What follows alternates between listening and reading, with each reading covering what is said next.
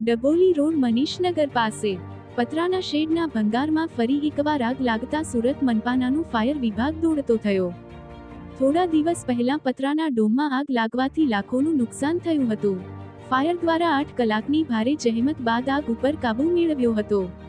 એ જગ્યા ઉપર રાખવામાં આવેલા કચરામાં ફરી એકવાર આગ લાગતા ડભોલી ફાયર વિભાગની ગાડીઓ ઘટના સ્થળે પહોંચી પાણીનો મારો ચલાવી આગને કાબૂમાં લીધી હતી।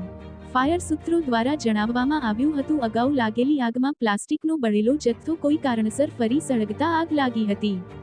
આગ લાગવાનો કોલ મળતા ફાયરની ગાડીઓ તાત્કાલિક ઘટનાસ્થળે પહોંચી આગ પર કાબૂ મેળવ્યો હતો।